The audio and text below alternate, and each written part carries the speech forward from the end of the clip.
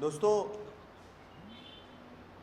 आज दो बहुत ही महत्वपूर्ण विषयों पर आपके साथ चर्चा करने के लिए हम उपस्थित हुए हैं। एक विषय समाज से जुड़ा हुआ है तो दूसरा विषय सरकार और व्यवस्था से जुड़ा हुआ है। अभी आज सुबह से खबर उठना शुरू हुई है और बहुत लंबे समय से हम कहते आ रहे हैं कि दिल्ली के अंदर कानून और व्यवस्था बहुत बुरी हालत में है, बहुत दयनीय स्थिति में है। दिल्ली की जो पुलिस है, माननीय मोदी जी की जो पुलिस है, उसकी अकर्मण्यता की वजह से, निष्क्रियता की वजह से और उसके ऊपर बार बार लगातार जिस तरह की घटनाएं, शर्मनाक, इंसानियत को शर्मसार करने वाली घटनाएं हो रही हैं, और उस पर जब ये दिखाई देता है कि जिन कंधों पर हमारी सुरक्षा की जिम्मेदारी है वो भी सामूहिक शर्म का शिकार हैं, कुछ नहीं कर पा रहे हैं, तो दिल्ली की जनता, दिल्ली की आधी आबादी के मन से कानून व्यवस्था के ऊपर से विश्वास, यकीन उठ जाता है। पिछले हफ्ते भर की अगर बात करें, दिल को दहला देने वाली 3 घटनाएं हमारे सामने आ चुकी हैं अब तक 7-8 दिन के अंतराल में। पहली घटना हुई थी, आपको याद होगा, लॉरेंस रोड के पास की झुग्गियों में एक 4 साल की बच्ची का बलात्कार हुआ। और आज सुबह जो 2 घटनाएं आ रही हैं, जिसमें एक घटना नांगलोई की और दूसरी आनंद विहार की है, जिसे DCW की जो चीफ है स्वाति मालीवाल जी, उन्होंने भी इस बारे में चर्चा करी है, आप लोगों से बात करी है। दुर्भाग्यपूर्ण यह है कि हम बार बार ऐसी घटनाओं के होने के बाद अपनी संवेदनाएं व्यक्त करते हैं, दुख जताते हैं, पर कुछ रिजॉल्व करते हुए नहीं दिखाई देते हैं। भूल जाइए एक पल को कि हम किसी व्यवस्था या किसी राजनीतिक संगठन का हिस्सा हैं, और इन सब के बावजूद हम इंसान जरूर हैं। इंसान होने के नाते हम सबका सिर सामूहिक शर्म से जमीन में गड़ जाना चाहिए। हमको रातों में नींद नहीं आनी चाहिए। जब ये बलात्कार की छोटी छोटी बच्चियों के साथ होती हुई घटनाओं को मैं देखता हूं, मुझे मेरे आंखों के सामने मेरी अपनी बेटी का चेहरा घूमता है। 2.5 साल की बच्ची, 5 साल की बच्ची, 4 साल की बच्ची, हम किस ओर जा रहे हैं ये सोचना पड़ेगा हमको। और जिस ओर हम जा रहे हैं अपने समाज को लेकर, व्यवस्था उसमें क्या योगदान सुनिश्चित कर रही है। हम रसातल की ओर जा रहे हैं तो क्या व्यवस्था हमें रसातल की ओर धकेलने में हमारी मदद कर रही है, या समाज को गलत काम करने के रास्ते में अवरोध पैदा कर उन्हें सही काम करने के लिए प्रेरित कर रही है। प्रश्न बहुत महत्वपूर्ण है। जब बात आती है जवाबदेही की, सारी जवाबदेही, सारी जिम्मेदारी जो गैर लोकतांत्रिक तरीके से चुने हुए लोग हैं वो अपनी मुट्ठियों में समेटना चाहते हैं। पावर्स की बात आती है तो, और जवाब देने की बात आती है तो चुनी हुई सरकारों के ऊपर उंगली उठाते हैं। बहुत दुख की बात है कि हमारे बार बार लगातार कहने के बावजूद माननीय मोदी जी की पुलिस और LG साहब आम आदमी पार्टी की सरकार को नीचा दिखाने के लिए तो तत्पर दिखाई देते हैं। आम आदमी पार्टी के नेताओं, विधायकों, सबको जेल के अंदर डालने में उनके अंदर जेम्स बॉन्ड जैसी तेजी आ जाती है। लेकिन जब इस शहर के अंदर हो रही अपराध की घटनाओं को रोकने की बात आती है तो बेसिर पैर के तर्क दिए जाते हैं। बहुत दुख हुआ यह जानकर कि भारतीय जनता पार्टी के दिल्ली प्रभारी श्याम जाजू जी का भी बयान आया है, और मुझे शर्म आती है कि हमारे समाज में, हमारी राजनीति के अंदर अभी भी ऐसे लोग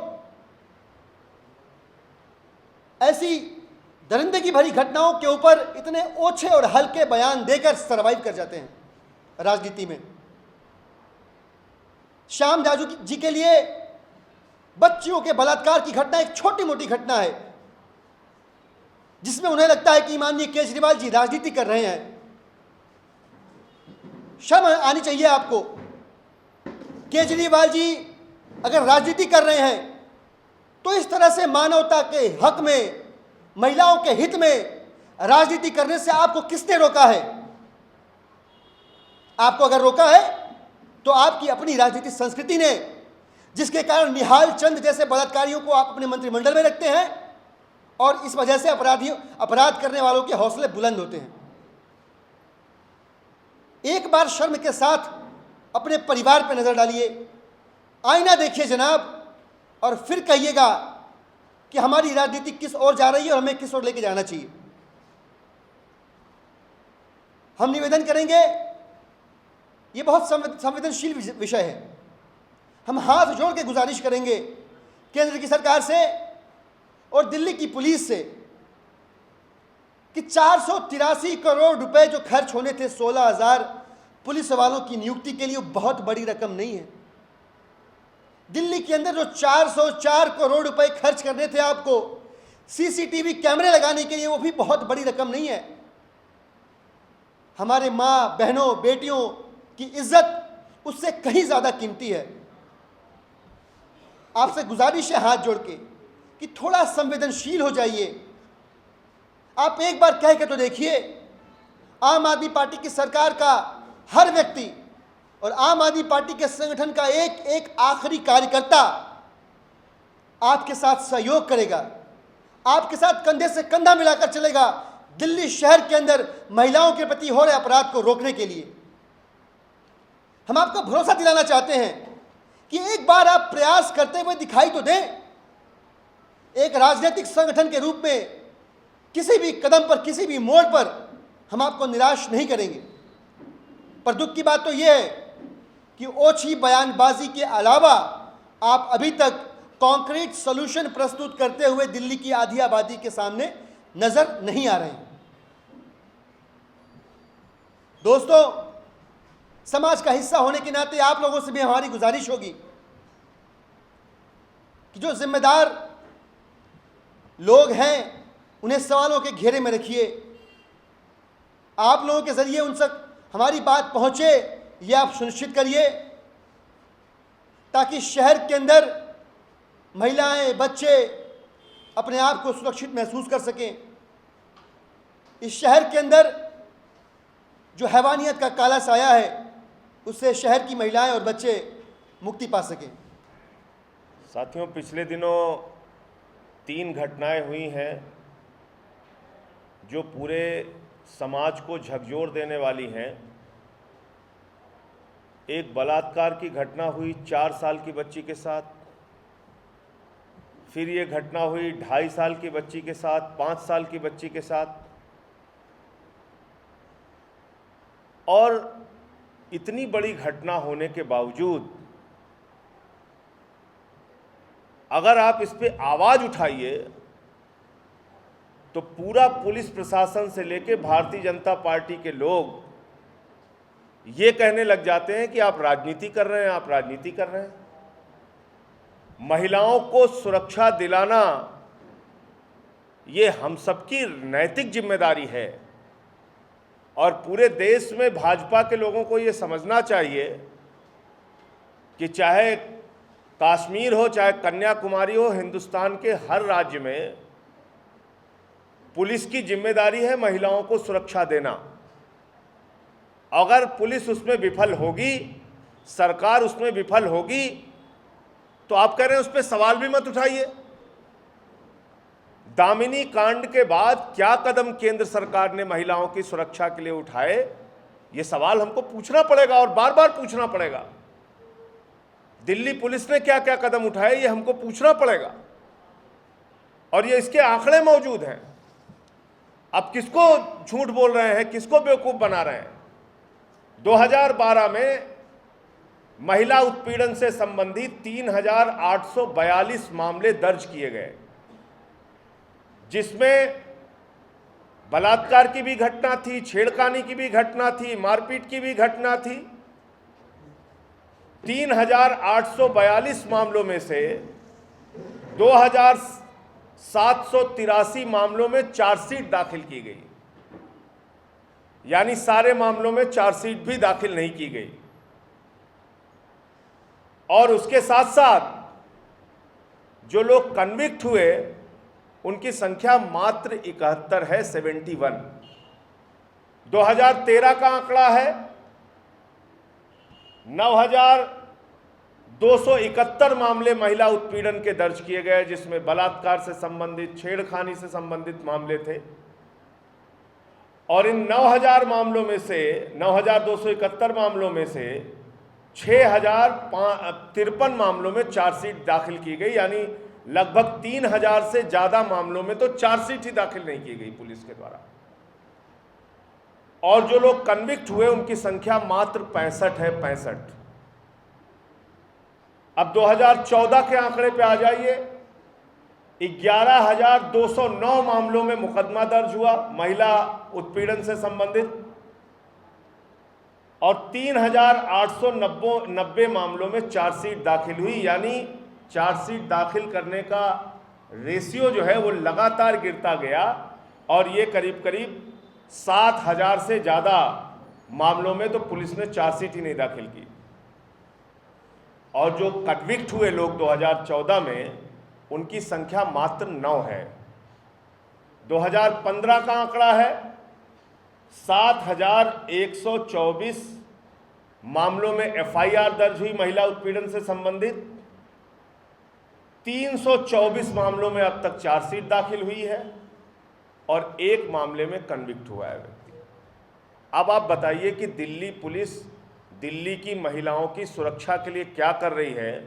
ये सवाल अरविंद केजरीवाल को पूछने का अधिकार नहीं है, ये सवाल आम आदमी पार्टी को पूछने का अधिकार नहीं है, या आम आदमी पार्टी और केजरीवाल जी को भी अगर आप अलग कर लीजिए, क्या दिल्ली की जनता को भी ये सवाल पूछने का अधिकार नहीं है? और ऐसे समय में जब माननीय उच्च न्यायालय ने आपके ऊपर टिप्पणी की और कहा कि 483 करोड़ रुपए 16,000 पुलिस कर्मचारियों की नियुक्ति के लिए केंद्र सरकार उपलब्ध कराए, 404 करोड़ रुपए सीसीटीवी कैमरे लगाने के लिए केंद्र सरकार उपलब्ध कराए, बावजूद इसके सरकार कोई काम ना करे, पुलिस कोई काम ना करे। और अगर आप सवाल उठाइए बच्चियों की सुरक्षा के लिए, महिलाओं की सुरक्षा के लिए, तो श्याम जाजू जैसे मानसिक दिवालिया नेता ये कहते हैं कि छोटी मोटी घटनाओं पर बोलना केजरीवाल का काम हो गया है। हो सकता है उनको ये छोटी मोटी घटनाएं लगती हों क्योंकि निहाल चंद जैसे लोग उनकी पार्टी में बैठे हैं, लेकिन हमें ये बहुत गंभीर घटना लगती है। हमको ये लगती है कि ये पूरे समाज को झकझोरने वाली घटना, और इस पर हम खामोश नहीं बैठेंगे। केंद्र सरकार को और दिल्ली पुलिस को महिलाओं की सुरक्षा सुनिश्चित करने के लिए प्रभावी कदम उठाने होंगे, और जहां जहां उनकी कमियां हैं ये बताने का काम आम आदमी पार्टी और दिल्ली के मुख्यमंत्री श्री अरविंद केजरीवाल जी करेंगे। आप में कमियां ना हो तो आप बताइए सामने आके कि हम में कमियां नहीं है। ये जो आंकड़े हैं ये क्या झूठ बोल रहे हैं? ये सारे आंकड़े झूठ बोल रहे हैं। क्यों पुलिस कार्रवाई नहीं करती? क्यों चार्जशीट नहीं होती? क्यों बलात्कारी कन्विक्ट नहीं हो रहे हैं? अगर ये सवाल आपसे पूछा जा रहा है तो इसका मतलब कि महिलाओं की सुरक्षा को लेकर आप बेपरवाह हैं।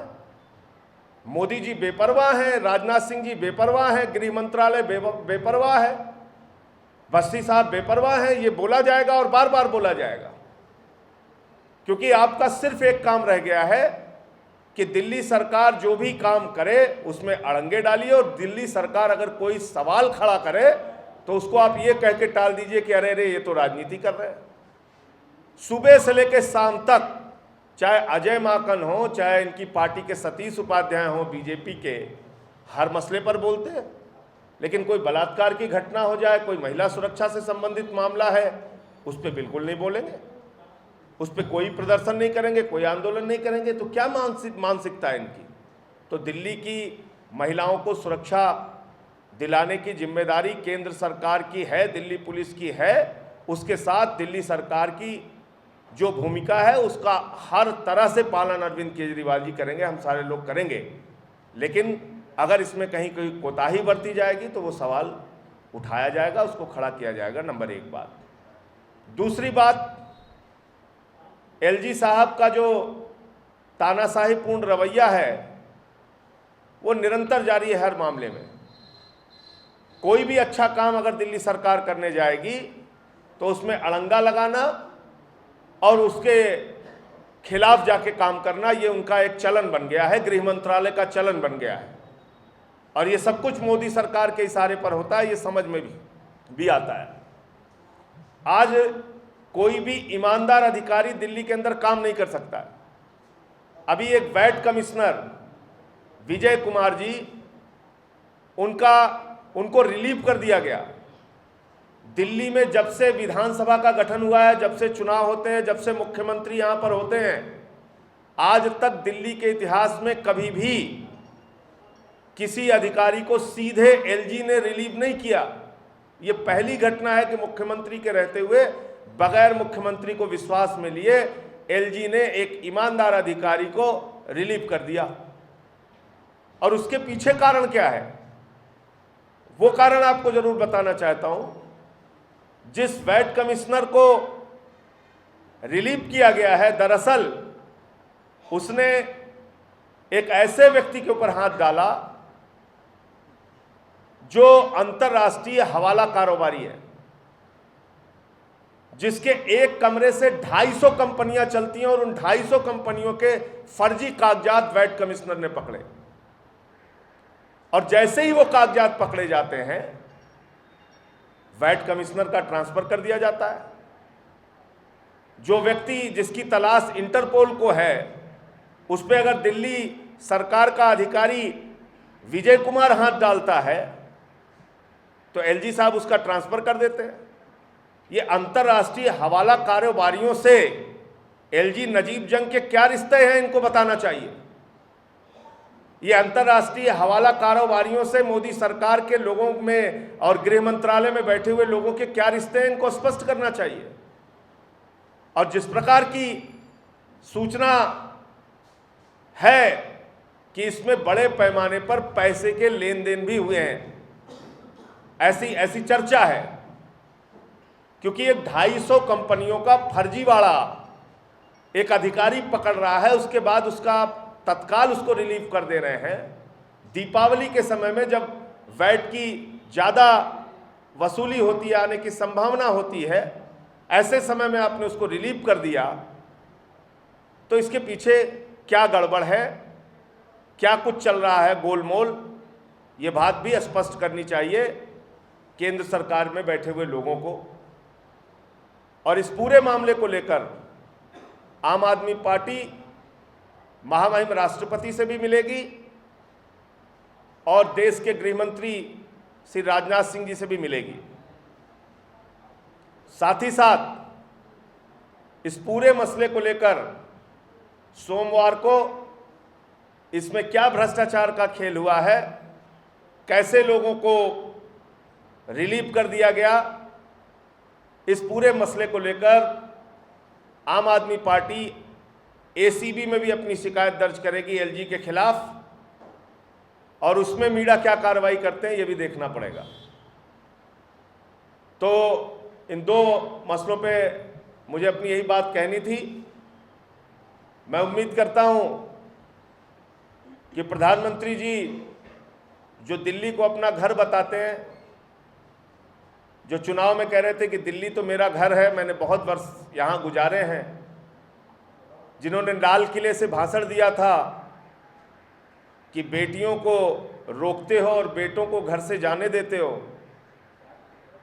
जो भाषण में महिलाओं के प्रति बहुत संवेदनशील और चिंतित दिखते हैं, वो अपनी कार्यप्रणाली में भी चिंतित और संवेदनशील दिखेंगे, ऐसी मैं अपेक्षा करता हूँ।